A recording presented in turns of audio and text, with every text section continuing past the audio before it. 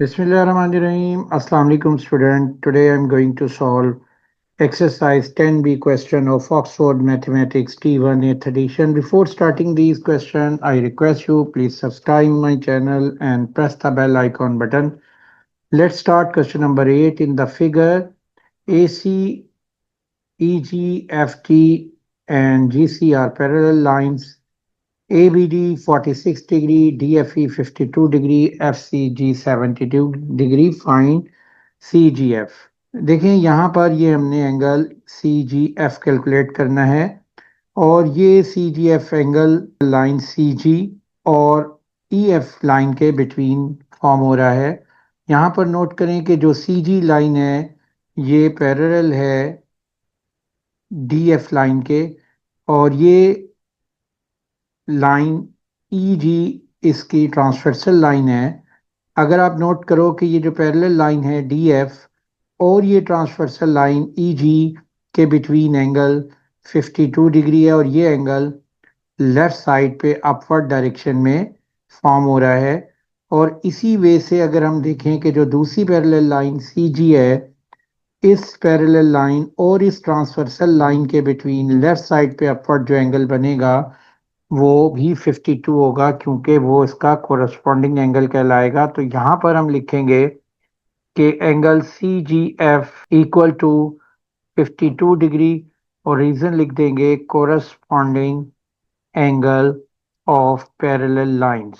Next part second, find angle BCF। देखिए ये angle BCF ये हमने कैलकुलेट करना है। इस एंगल को कैलकुलेट करने के लिए सबसे पहले यहाँ पर जो एंगल CFG है इसको हम कैलकुलेट करेंगे और ये एंगल बेसिकली इसको हम नेम दे देते हैं x डिग्री। आप नोट करो कि ये जो एंगल BCF है ये पैरेलल लाइन AC और CF लाइन के बिटवीन फॉर्म हो रहा है। इस AC के पैरेलल एक लाइन EG है और यही ट्रांसवर्सल लाइन अगर हम लें CF तो ये एंगल ACF और CFG एक दूसरे के अल्टरनेट एंगल होंगे। तो हम ACF इक्वल रखेंगे CFG के क्योंकि ये दोनों अल्टरनेट एंगल हैं और पैरेलल लाइन AB और EG के बिटवीन।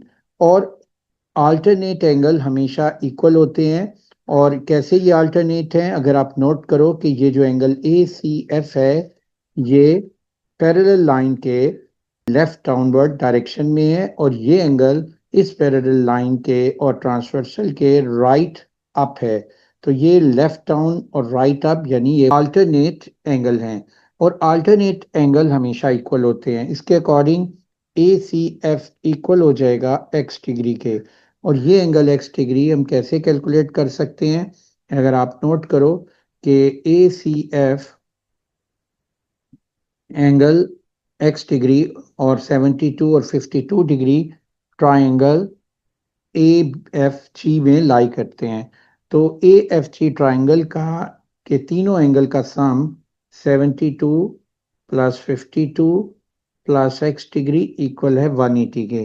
तो इसके अकॉर्डिंग 52 प्लस 72 124 होता है और plus x degree as it is लिख लेंगे और x डिग्री आ जाएगा 180 माइनस 124 और इसको हम सब्ट्रैक्ट करेंगे 124 को 180 से तो ये वैल्यू आ जाएगी 56 डिग्री। तो x हमारे पास आ गया है 56 डिग्री।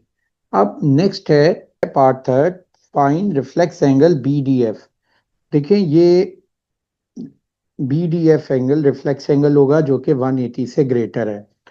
हमने इस एंगल को कैलकुलेट करना है तो इसके लिए हम क्या करेंगे कि यहाँ पर हम एक लाइन जो है D से पास होती हुई एक पैरेलल लाइन ड्रॉ कर देते हैं। ये पैरेलल लाइन EG और AB के पैरेलल है।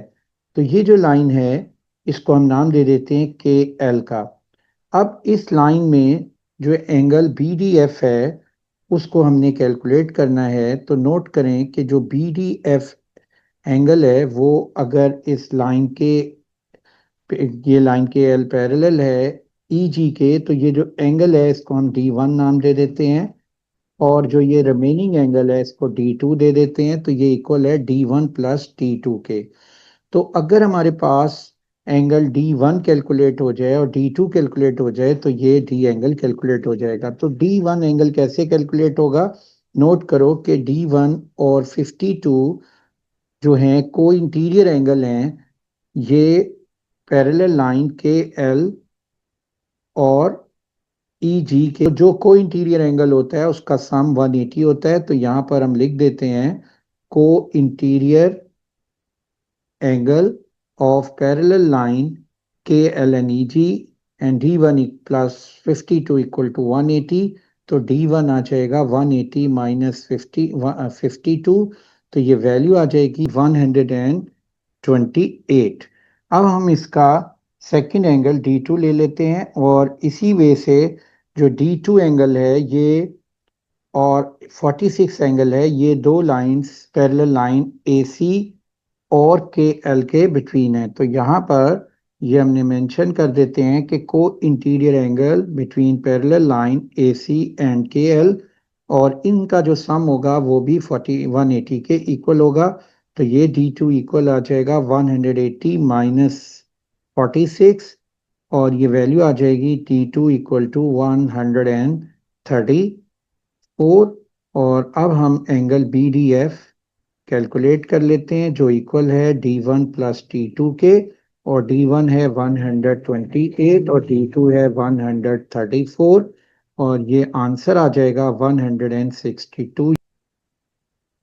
Question 9, in the figure ABDE is a straight line BC parallel EF, find value of x and y। Look, देखिए यहाँ पर हमने सबसे पहले ये x डिग्री एंगल कैलकुलेट करना है। ये एंगल लाइन AC और लाइन AE के बिटवीन फॉर्म हो रहा है, और ये नोट करें कि ये लाइन BC पैरेलल है EF लाइन के, और ये ट्रांसवर्सल लाइन AE और EF लाइन के बिटवीन ये angle right side up form हो रहा है 147 डिग्री, और उसकी इसके पैरेलल लाइन BC और इस ट्रांसवर्सल लाइन में राइट साइड अप जो है वो एंगल x डिग्री है। ये दोनों एंगल इक्वल होंगे क्योंकि ये कोरस्पॉन्डिंग एंगल है, और corresponding angle in parallel line always equal. तो इसके अकॉर्डिंग हम यहाँ पर लिखेंगे x डिग्री इक्वल टू 147, और यहाँ पर लिख देंगे corresponding angle parallel line BC and EF। अब नेक्स्ट है हमने y डिग्री एंगल लेना है। तो y डिग्री एंगल लेने के लिए आप नोट करो कि ये हमारे पास 5y डिग्री एंगल है, और अगर हमारे पास ये एंगल कैलकुलेट हो जाए CDE तो हम 5y डिग्री एंगल ले सकते हैं, क्योंकि CDE एंगल और 5y डिग्री एंगल एक पॉइंट के अराउंड एडजेसेंट एंगल हैं, तो इनका सम होता है 360। तो हम यहाँ लिखेंगे adjacent angle about a point. Note करो कि यहाँ पर ये जो एंगल है CBD, ये और x डिग्री एंगल एक स्ट्रेट लाइन पे लाई कर रहे हैं। तो यहाँ पर x डिग्री एंगल और CBD एंगल एक स्ट्रेट लाइन पे लाई करते हैं, तो इनका एंगल का सम 180 होगा, और इसके अकॉर्डिंग ये x डिग्री है 147। तो ये जो एंगल CBD होगा ये 180 माइनस 147, तो ये angle 33 degree CBD angle calculate हो जाएगा 33। तो ये एंगल 33 है। तो आप नोट करो कि ये एक ट्राइंगल BDC ट्राइंगल के दो इंटीरियर एंगल हैं, और ये एंगल जो CDE था ये एक्सटीरियर था। तो यहाँ पर हम लिख सकते हैं कि CDE angle equal to sum of other two interior angle, और ये प्रॉपर्टी हम यूज करके सी डी ई एंगल लिख लेंगे, तो यहाँ लिखेंगे exterior angle equal to sum of two interior angle.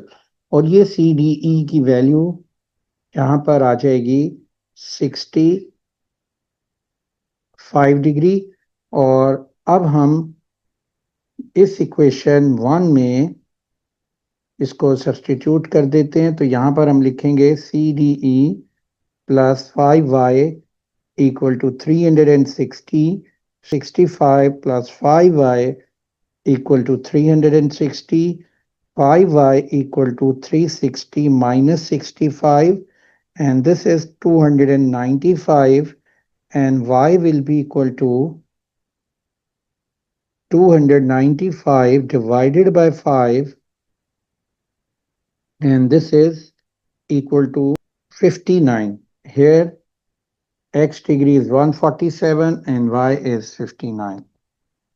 Question 10, in the figure AB parallel EF, find the value of B. देखिए ये एंगल बी डिग्री ए सी डी का रिफ्लेक्स एंगल है, ये हमने कैलकुलेट करना है। इस एंगल को कैलकुलेट करने के लिए यहाँ पर हम ये इस एंगल को स्प्लिट कर लेते हैं एक पैरेलल लाइन से, और ये एंगल हम B1 नाम दे देते हैं इस एंगल को, और जो रिमेनिंग एंगल है इसको B2 नाम दे देते हैं। अब B2 और B1 अगर एंगल कैलकुलेट हो गया तो हम इजीली ये एंगल ए सी डी यानी बी डिग्री एंगल कैलकुलेट कर सकते हैं। इस B1 और B2 को कैलकुलेट करने के लिए यहाँ पर हम एक और पैरेलल लाइन ड्रॉ कर लेते हैं, वो पैरेलल है लाइन ई एफ के। अब देखिए ये पैरेलल लाइन ई एफ के लाइन जो पैरेलल है इसको हम नाम दे देते हैं लाइन L2 और दिस इज लाइन L1। अगर आप नोट करो कि ये जो ई एफ लाइन पैरेलल है L2 लाइन के और L1 लाइन पैरेलल है ए बी के, ये चारों लाइन एक दूसरे के पैरेलल हैं। तो सबसे पहले हम B1 एंगल कैलकुलेट करते हैं। इस एंगल को कैलकुलेट करने के लिए हम इस ए बी लाइन को थोड़ा सा पीछे की तरफ एक्सटेंड कर देते हैं। तो आप नोट करो कि ये टोटल एंगल है एक स्ट्रेट लाइन पे 180 होता है, तो ये जो रिमेनिंग एंगल होगा 228 से 180 में 228 से 180 सब्ट्रैक्ट करें तो ये वैल्यू आएगी 48 डिग्री। अब आप नोट करो कि ये 48 डिग्री है और ये एंगल B1, दोनों एंगल इंटीरियर एंगल हैं लाइन L1 और AB के। तो यहाँ पर हम लिखेंगे कि B1 plus 48 degree equal to 180 और रीजन लिख देंगे co-interior angle parallel line A B parallel to line L1। अब देखो कि P1 की वैल्यू आ जाएगी 180 माइनस 48 और ये वैल्यू इक्वल होती है 152 के। अब B2 एंगल हमने कैलकुलेट करना है, और ये कैसे कैलकुलेट करेंगे तो आप नोट करो ये ई एफ लाइन और इस ट्रांसवर्सल ई डी के बिटवीन 32 है, तो ये एंगल भी क्या होगा 32 होगा। तो अब जो रिमेनिंग एंगल यहाँ पर फॉर्म होता है वो 360 से इन दोनों एंगल्स को अगर हम सब्ट्रैक्ट कर दें 293 को और 32 को, तो 293 प्लस 32 325, तो 360 से 325 को हमने माइनस किया तो ये वैल्यू आ रही है 35। तो ये एंगल 35 है। अब आप नोट करो कि लाइन L2 और लाइन L1 एक दूसरे के पैरेलल हैं, तो ये जो को इंटीरियर एंगल होंगे B2 और 35 इसका सम 180 होगा। तो यहाँ पर हम लिखेंगे sum of co-interior angle in parallel line L1 parallel to line L2, तो उसके according B2 plus 135 equal to 180, तो 180 माइनस 35 और ये वैल्यू आ जाएगी 145। और अब ये टोटल एंगल इक्वल है B1 प्लस B2 एंगल के। यहाँ B1 एंगल है 180 माइनस 48 152, सॉरी ये एंगल 152 152 नहीं है, ये है 132। तो यहाँ हम लिख देते हैं 132 और ये B2 एंगल था 145 और इसको हम ऐड कर लेते हैं तो ये एंगल आ गया 277। तो ये करेक्शन कर लें, this is not 152, this is 132 और ये हमारा आंसर आ जाएगा। Question 11. In the figure ABDE is a straight line and BC parallel EF. Calculate A and B angle. देखें, सबसे पहले हमने ये एंगल A कैलकुलेट करना है और ये एंगल पैरेलल लाइन BC और लाइन AD के बिटवीन फॉर्म हो रहा है। अगर आप नोट करो कि ये जो लाइन AB है, ये लाइन AC है, ये पैरेलल है लाइन EF के। तो इसके अकॉर्डिंग यहाँ पर ये जो एंगल है DEF, ये कोरस्पॉन्डिंग एंगल है ABC, यानी कि A डिग्री के कोरस्पॉन्डिंग है। क्यों कोरस्पॉन्डिंग है? क्योंकि ये पैरेलल लाइन EF और BC और ट्रांसवर्सल लाइन के सेम साइड पे फॉर्म हो रहा है। तो ये angle corresponding angle of parallel line BC to EF। अब इसके अकॉर्डिंग DEF एंगल हम कैलकुलेट कर सकते हैं। अगर आप नोट करो कि DEF एंगल और आउटसाइड एंगल यानी रिफ्लेक्स एंगल 239 एक पॉइंट के अराउंड है, तो वो किसके इक्वल होता है? 360 डिग्री। तो यहाँ पर ये प्रॉपर्टी है adjacent angle about a point, और TEF एंगल इक्वल हो जाएगा 360 माइनस 239 और ये वैल्यू आती है 121 और DEF 121 है, तो ये A डिग्री एंगल इक्वल हो जाएगा 121 डिग्री के। और अब हमने 2B एंगल कैलकुलेट करना है। अगर आप नोट करो कि यहाँ पर ये एक ट्राइंगल दी हुई है BCD, this triangle is BCD, और ये एंगल इंटीरियर एंगल इक्वल है 180 माइनस A डिग्री, यानी 180 माइनस 121 और ये वैल्यू बनती है 59 degree.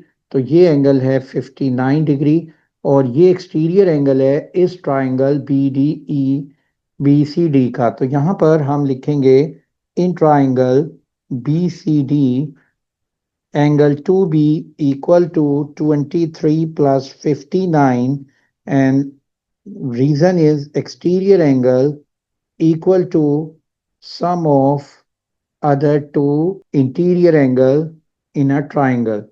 23 plus 59 equal to 82, then B will be equal to 82 over 2, तो ये वैल्यू आ रही है 41 डिग्री। तो ये हमारा आंसर आ गया है।